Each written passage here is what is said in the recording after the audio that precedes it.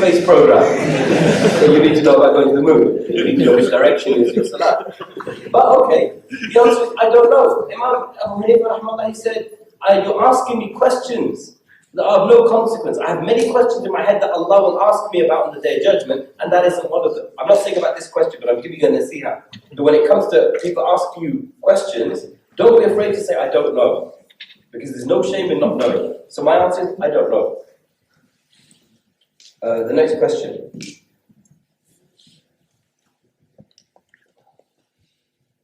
Was Jesus, peace be upon him, said something to prove that he was not being crucified? Give some examples.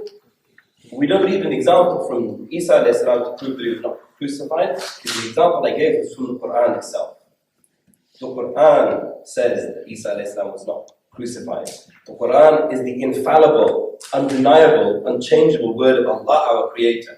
Therefore, we don't need to look any further than that. The Quran says he was not crucified, end of. That's as far as we need to go. So, whether he said or not said, Allahu Alam, I don't know. But all I do know is the Quran says he wasn't crucified, therefore, he certainly wasn't crucified. The next question is great. Could you please shed some light on meeting Muslim sisters in Islam? Does that involve intermediaries? I'm not quite sure how that fits in with Jesus in Islam. But one of the commonest asked questions in our ummah today, probably they picked up on the fact that I deal with marriage guidance, and that is one of the areas of fiqh that I have ijazah in is the fiqh of marriage and divorce. So maybe that was why they were asking it. I give the benefit of the doubt. I'm not quite sure what it has to do with Isa alayhi salam. But shed light on meeting Muslim sisters in Islam.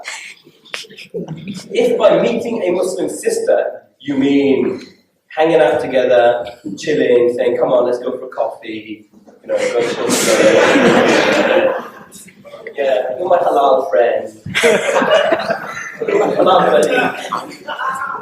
The answer is no. The halal relationship between men and women in Islam is marriage. Marriage. There is no other relationship outside of that. Obviously, we're living in a non-Muslim country. We're studying in an environment where there are Muslim brothers and sisters. So the interaction between brothers and sisters should be this. It should be what is necessary and what is appropriate. Two things, drill this into your head. Your interaction with Muslim sisters should be necessary and appropriate. What does necessary and appropriate mean? It doesn't mean that when the sister walks past the other side, you suddenly do that. I've seen brothers walking to walls.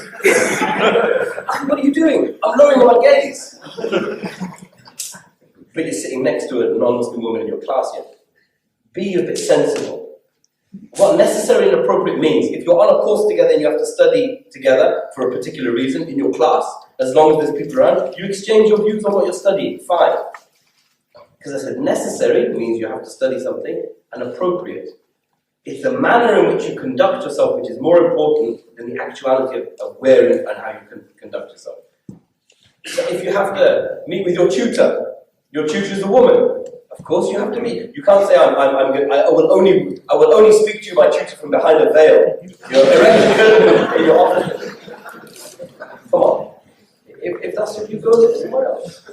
You're living in a situation you will inadvertently have to have contact between the sexes. Necessary and appropriate. And appropriate means when you're discussing with your sister in Islam the program that you're arranging in the dawah, that is what you discuss.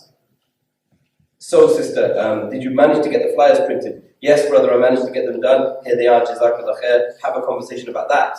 It's not, oh, so your hijab looks nice today. I use a new condition on my beard. Brothers, if you're talking like that, don't be quite so happy. But what it means is, and I'll repeat it again, necessary and appropriate. Now, if you're coming to marriage, you're interested to get married. And I recommend, like the Rasul said, to the shabab, to the young men, get married. And if you can't, then fast. Because marriage, that need to have a partner, a soulmate, expression of physical desire, is the same as a desire for food and water. Nowadays in our societies, we've made the halal unbelievably difficult. Getting married is like jihad. And the haram is complicated. It's available everywhere with too much ease. We should change that. In the time of the Sahaba, it was easy to get married. It was very easy. But the haram was difficult. Now we've made the halal difficult. So if you're young and you want to get married, then seek a wife. Seek a husband. And remember that desire is the same desire you have for food and water. Our parents say, get your degree, get your master's, get your PhD, get a job, get a house. And they say, but Dad, I need to get married, fast. So you're fasting. You're thinking every day is Ramadan, when's Eid?